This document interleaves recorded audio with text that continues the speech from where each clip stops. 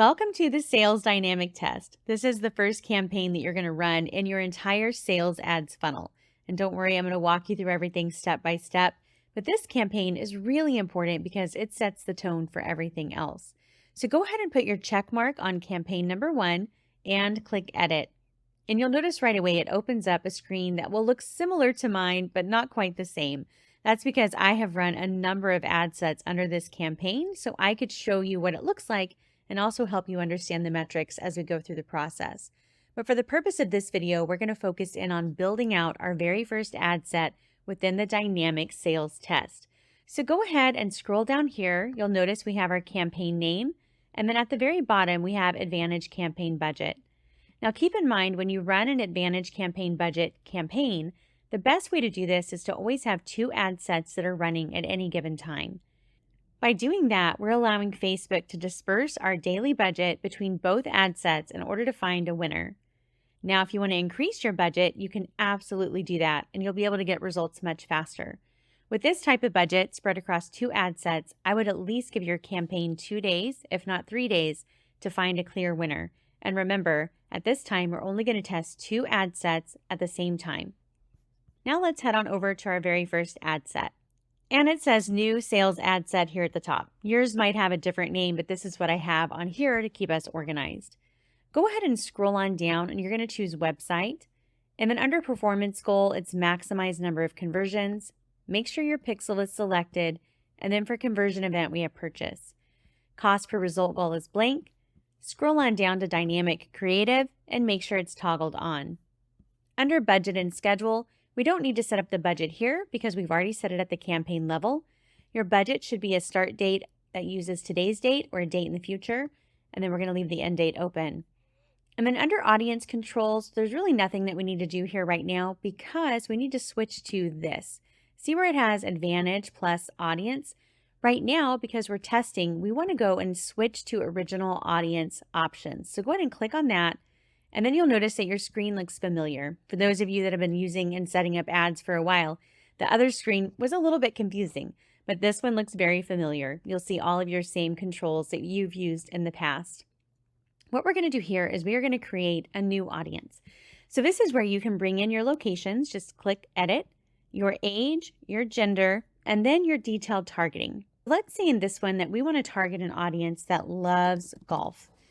So you would type in the word golf and then you would look for interest because interest audiences are normally the biggest audiences. And right here, right away, we found an audience that is huge.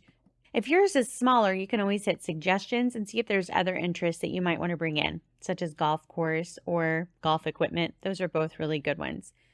Now that we have that set up, we can go ahead and save our audience. Now, for the most part, I normally advise against saving an audience. But for you guys, because you're advanced, you are ready for this. So here's what we're going to do. We are going to save this audience without excluding our buyers. And then we're going to go back in and we're going to save it with excluding our previous buyers. That way you know how to do both. So we're going to hit Save Audience. So now we're going to give this saved audience a name. So we're going to name this one Golf. And this one would be US. And we had men and women 18 to 65. Go ahead and hit save. Very good. And now you'll notice right here we have our saved audience. Isn't that easy? So if this ad set does well, meaning if this audience does really well at this sales dynamic test, that will make it a lot easier to bring into our proven interest audience. So really we're just trying to set everything up as we go in order to make it easier down the road. Now, remember, I did say earlier that you could exclude previous buyers from this audience if you want to. So let's go ahead and edit this.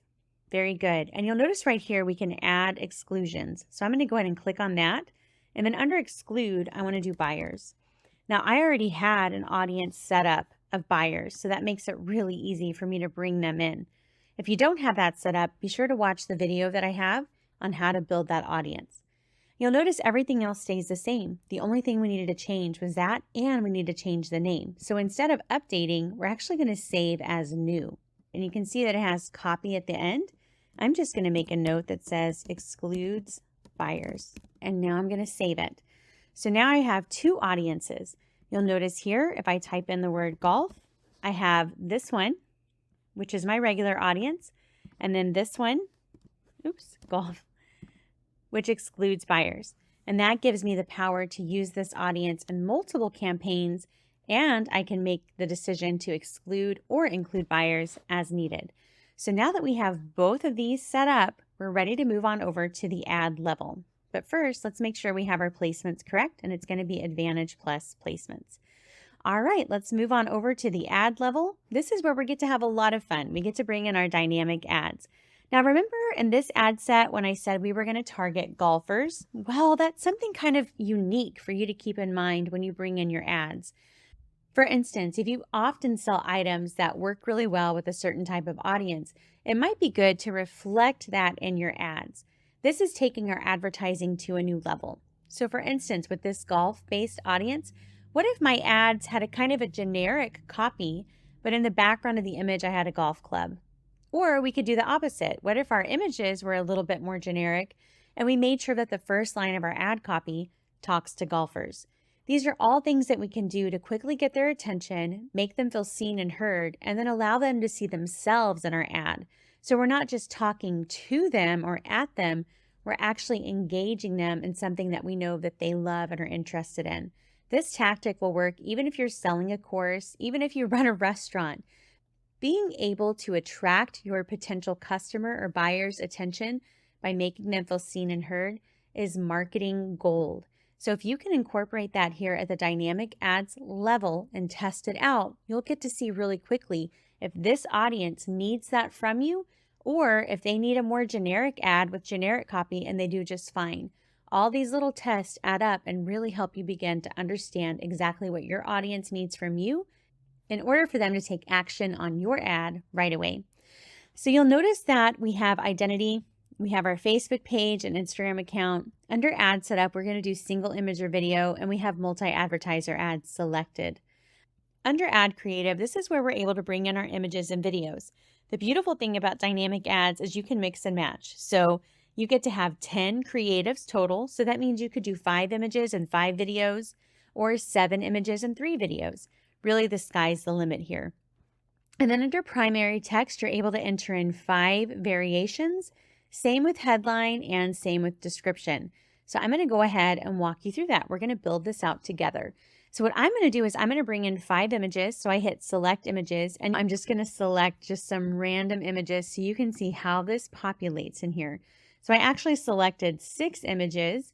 And now what I'm going to do is I'm going to select some videos. So let's just see if they like a lighter background, a darker background. Let's see if they like to see people in it. These are all really good tests to run in order to get an idea of what your potential customer or buyer needs to see from you. Now, obviously, this house may not really have anything to do with golf. I'm just trying to show you a variety of ads and how I uploaded them quickly, a mixture of images and videos. And of course, you're going to upload the creatives that work best for you and your products.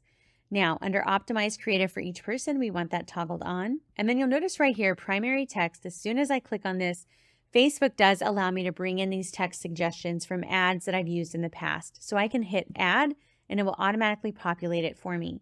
If you notice underneath that, there's the add text button. We want to use every opportunity that Facebook gives us to maximize the text options. So go ahead and click on that, click in that square, and then we're going to bring in another form of primary text. Add text button, do the same thing. If you don't have any text over here, any text suggestions because you haven't run enough ads, you would click on add text option and then you would just copy and paste your own text from, if you have it saved in your email or notes or on a document, you could do that. So we are just bringing in whatever we can find here. And again, I'm just kind of moving through this quickly just for the tutorial, but you will go through and of course you will bring in stuff that speaks directly to the audience you're trying to target. So here's what I could do right here. I could change it to say any golfers out there, and then that immediately makes them feel seen. So you can test this. What happens when you customize your copy? What happens when you customize an image? These are all things that we find out through dynamic ads. And then under description, we're going to do the same thing. When you click on the box, you're able to add. So we're going to do another headline option. I'm just bringing in anything at this point just to kind of move through this as fast as possible. But you'll see where these all populate. So we have all 5 filled out, and then we're going to do the same for the description. And again, if you don't have anything over to the side, just copy and paste something that you've already prepared. That way you have that ready. And you'll notice as you go through Beyond Boot, I prompted you to go ahead and get some ad copy done. That's because this will make it so much faster. If you already have it on hand, you can just copy and paste or bring it over like I just did. And then you're going to go ahead and enter in your website URL. And after you enter that URL, please click on preview it. We want to open it up and make sure it actually goes to your sales page or landing page. I can't tell you how many people will get in a hurry and look. If I removed that one letter at the end on accident, when I go to hit preview, it takes me to a broken link. We never want to run ads to a broken link. You always want to make sure it's going to the exact page that you need people to go to in order to take the action you want. Display link, you can leave empty. Browser add-ons, we don't want anybody to call us. We're going to click none. Call to action, learn more is great, but if you want to test out other call to action buttons, you can actually add them in here and find out if another call to action button works better for you than learn more. I know that learn more is tried and true on my sales ads, so I don't necessarily need to test that. But if you're not sure and you want to have fun with it, I really suggest that you go for it. This is the time to do it. And then under tracking, you do want to select website events since we are taking them off of the Facebook platform, and you will want to select your pixel. So once we have this all set up, we can hit publish and allow this ad set to start running. And we can remember over here, our new sales ad set, this was actually the golfers audience. It was golfers, and it was US, men and women, 18 to 65. And then I just want to make sure this one excludes buyers. Very good. So it is a completely new cold audience. So once that one is built out and you have the ads underneath it, you can come over here to the action menu and you can click on those 3 lines and hit quickly duplicate. Because remember, the goal is to run 2 ad sets at the same time. So that way we're making the most of our budget and we're allowing ourselves to find out the most information we can as quickly as possible. So let's quickly duplicate. And now we're going to create a new audience. So let's make this one, what if instead of golfers, what if we tried tennis? Very good. So now we're going to scroll down and this makes it really, really easy. The only thing that we have to do here is click edit. And instead of golf, we're going to do tennis. And remember, we are not going to update. We are going to save as new. That is so important to remember. Very good. You'll notice right here, we have the buyer's audience in there to exclude it. So you could always remove that if you want. But remember, we always save 2 versions. So let's go ahead and save the excludes buyers. And then let's come back and save the one without the buyers in there. Everything stays the same except this. We're going to remove golf and we're going to put in tennis. Very good. We got our interest. If you needed to add more people in, you can hit suggestions. And then remember, so important, we need to save this one as new. And right here, it labels it tennis excludes buyers. Go ahead and save that. And you notice it'll switch right here. Now we're going to make our one edit to it. And we are actually going to let the buyers be in there. So go ahead and remove this. And then we need to save this one as new. Just remove copy at the end there. So now we have our tennis audience, and that will allow it to go out to anyone who's purchased from us in the past, as well as people that haven't purchased from us in the past. All right, so we have that audience. Now we can head on over to our ads. So let's say, again, remember in the last one we were saying, if you have a picture that has a golf club in it or a picture of a golf course, that would be great to show to your golfers audience. Same thing here. We have tennis. So if you ran, let's say you had a tennis image, you could go in here and remove anything and then bring in some images that you feel like may be a better fit for your tennis audience. So we can just quickly bring those in, hit continue. And then of course you could always go in because remember, this is a test. This is a brand new ad set, brand new set of ads that are going to be shown to that audience. You can actually go in here and make this change. So we could say tennis instructors are your clients no showing you. So see how you start to speak to them. Now, obviously, I don't know if tennis instructors would need ads, but I could easily speak to them through this and know that if I see that this ad copy is getting a ton of clicks, then I know that they like being called out. If it's not, then I know that that's not really something that matters to this audience, and I can use more of a generic version of my ad copy and it will do just fine. So this is a fantastic test to run. Go ahead and let these run for 3 days tops.